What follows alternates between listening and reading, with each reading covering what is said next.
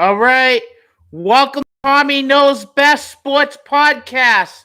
Today, I'm going to talk about the Bruins, going to talk about the Celtics, going to talk about some NFL free agency tampering that's been going on all week. And also, I'm going to talk about March Madness in the NCAA men's basketball tournament that starts tomorrow. Yes, I'm going to talk about everything. We're going to talk about the Bruins first. Last night, they lost another game, 6-3 at Chicago against the Chicago Blackhawks team, another original six team. And they lost on Sunday at Detroit, 4-3. And they also won on Saturday at home against Detroit. And on Thursday, they lost to Edmonton 3-2. And I want to know what you guys all think right now with this Bruins team losing some games. And here's my topics and my opinions about it. I'm not frustrated. I'm not mad because right now, this team has been playing good. They got the 50 wins this season, and they are trying to chase the best record in the league, trying to beat the Montreal Canadiens record. But let's get the record out of their head. Let's get back to playing Bruins hockey, and let's regroup. And there's nothing to worry about with this team. This team's still the best team in the league. Best teams in the NHL if you're a true hockey fan that follows the game. Just like me and just like anybody else that watches hockey, that's a big hockey hardcore person like me. It's all right if these teams go on a little losing streak. They got to respond from this, and hopefully the Bruins respond tomorrow. And they're on the road tomorrow against the Winnipeg Jets. And then Minnesota on Saturday, a matinee game at 1:30. And then they got another game at Buffalo. And they have a lot of back-to-backs on Saturdays and Sundays. And there's, like I said, there's no need to panic with this team. This team's going to get back to the Bruins hockey. This team's still the best team in the league. Like I said on my podcast page on Facebook after the game last night, best teams lose. Look at Tampa Bay. Look at Carolina. Those teams have been struggling the past few weeks and games. And look, it happens. All the best teams lose. And the Bruins just got to get back to what they're doing, playing Bruins hockey, getting back to that style we're playing before the playoffs start in a couple more weeks. They have 11 games left. And like I said, there's no panic attack button to hit. There's nothing to worry about. But here's the thing that people get frustrated, and I understand it. Yes, we signed Pasternak for 8 years, and everyone knows his history in the playoffs. He doesn't show up. He disappears. He turns that puck over. Yes, he was turning that puck over in the blue line on the boards. Him and Brad Marchand, they got to fix that up so you don't turn the puck over on the blue lines. And let's get back to playing Bruins hockey, like I said. The veteran guys got to set the tone for these younger players and get them back on track and get the whole team back on track. Like I said, there's nothing to worry about right now with this team, but they do have some tough games coming up within the next few weeks. They got Tampa Bay and Carolina on a back-to-back on Saturday and Sunday. And those are the teams right there you got to beat. Those are the playoff teams that always give you struggle every year in the playoffs. You just got to keep playing the way you've been playing all year. Yes, they are the best team in the league. I don't know if that was in their head saying we want to break the record. Maybe you don't worry about the record. Get back to playing hockey.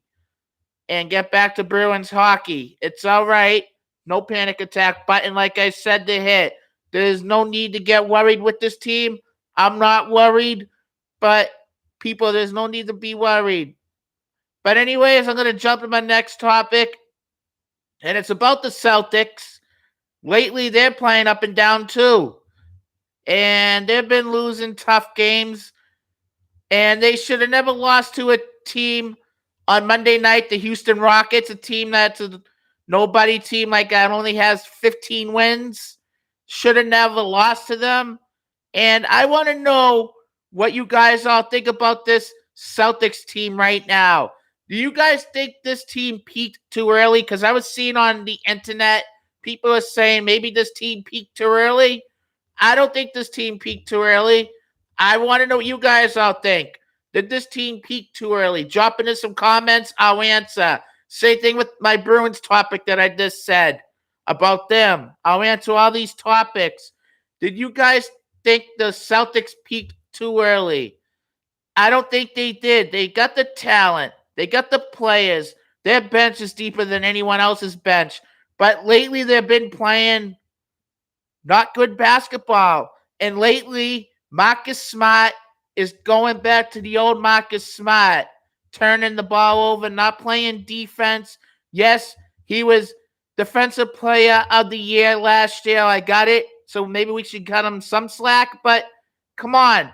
This year, he hasn't been playing good lately. In the past few weeks, he hasn't been playing good. He's been turning the ball over, getting ejected, fouling out of games, shooting again. Like, come on, Marcus Smart. Knock it off, man. Knock it off. Falling down, asking for penalties, doing his aye, doing all that, flopping around. Enough's enough with the flopping, man. Come on. Come on. The Celtics got the talent. They just got to play good. Tatum, him too. He can't be slacking off, shooting threes when he wants to. This team's been horrible with the threes lately, and they've been cold lately. Even on defense, they're turning the ball over. I'm just want to see if the Celtics have the nerves to bounce back too. Can they bounce back? Can they regroup?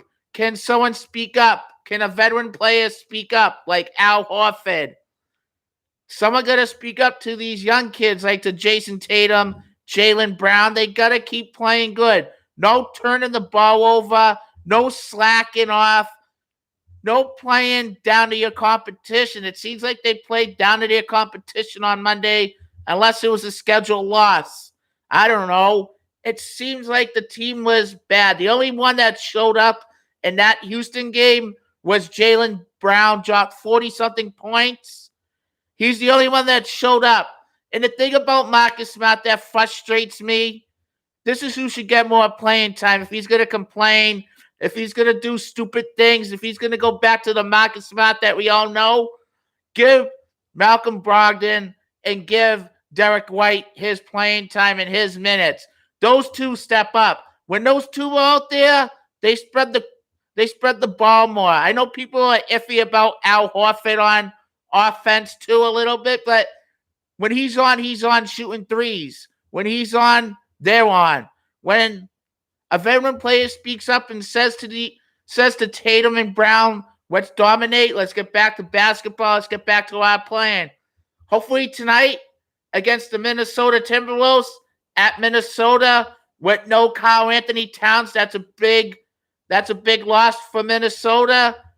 Maybe, hopefully, the Celtics win this game, play defense, no turning the ball over, no shooting threes when you don't have to, no chucking threes. Just dominate. Next, I'm going to jump into my next topic. And all week, the past couple of days, it's been a busy week in the NFL. NFL free agency, NFL tampering time. And on Monday, there was some tampering going on. And yesterday, there was some more going on. How about Miami? On Sunday, actually, it started with Miami. Them getting Jalen Ramsey. It seems like Miami's getting better now. It seems like the AFC's getting better. AFC East alone is getting better. And the Patriots are not making any moves. And they got to do stuff in free agency to get the money and they could spend because they traded Jonnu Smith to the Atlanta Falcons for, I think, a 7th-round pick. They traded him and they got his money out. And yesterday, also, Jacoby Myers went to the Vegas Raiders. And the other day, Jimmy Garoppolo went to the Vegas Raiders. There's been a lot of movement going around in the NFL. And it seems like this all fits in very well with the Patriots right now. If they want to make their roster good and Bill O'Brien wants to help Mac, you got to get a top wide receiver. You got to spend the money. Maybe get Hopkins. Get someone here talented so you can be with the Buffalo Bills, so you can be with the Miami Dolphins, so you can be with the Jets. You don't know what Rodgers is doing right now. It seems like it's going iffy right now about that situation with him and the Jets. And maybe any minute now, any day now, maybe any time now, Rodgers signs with the Jets. Curtis Lazar's going there, I think. Right, the Jets are getting talent. They're loaded up.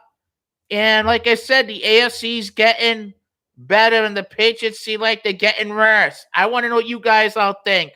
Drop into some comments. They just got to do good in the NFL draft this year. Belichick got to do good with drafting. And now you're in a couple years without Brady and a rebuilding year still. You don't know what's going on. You don't know what he's going to do with Mac Jones because Lamar Jackson is still out there, still a free agent. And you don't know if he's going to go to Miami because of Tua's problems with his concussion. And you don't know about anything else. And I'm happy that Vegas got Jimmy G. That's good for him. Back with Josh McDaniels. And the thing is about Jimmy G, he got to stay healthy. Got to stay healthy. He's always hurt. Got to stay healthy. Yes, the Raiders yesterday traded Darren Waller to the Giants. There you go. The Giants got an upgrade on a tight end now. Hopefully Daniel Jones does good with him. There you go. The NFL tampering, and the free agents is getting better and better this year right now. The past couple of days, things have been going on, sneaky things. Ezekiel Elliott might be getting cut from the Cowboys. Wow. This NFL tampering free agency is getting interesting. But anyways, I'm going to jump into my last topic. And tomorrow is a big day starting at noon all the way till midnight. March Madness. And are you guys all ready for the madness and the NCAA men's tournament? Are you guys all ready? Who do you guys got winning it this year in March Madness? Because I did 2 brackets. One bracket I took Kansas. I want to know what you guys think about Kansas. And then another bracket I took Alabama. And I want to know what you guys think about those 2 brackets that I did. Because tomorrow starts the upsets. And now that gambling's good here, I bet everyone's going to gamble all day tomorrow, gamble all day Friday and the weekend. Starts the madness, starts March Madness. Let's go. I want to know what you guys picked for your teams. Who's going to win the tournament? Who's going to win the whole thing? You think Kansas is going to repeat? Can they repeat? You think Alabama could win? You guys think any of these top good teams are going to win it? Because it seems like it's wide open this year. Drop into some comments. And that's basically it. I'm going to end this podcast. You guys have a wonderful day. And let's get the madness starting in NCAA men's tournament. March Madness. Let's get your brackets going. The Bruins and the Celtics got to get back on the winning streaks. It's okay. The best teams losing. Best teams lose. It's all right. Look at all these other teams that lose, the good teams. Just take a look at that. The Patriots got to get better this year. And the Red Sox, them too. Them too. But anyways, I'm going to end this podcast. You guys have a wonderful, wonderful day. Love you guys. Bye.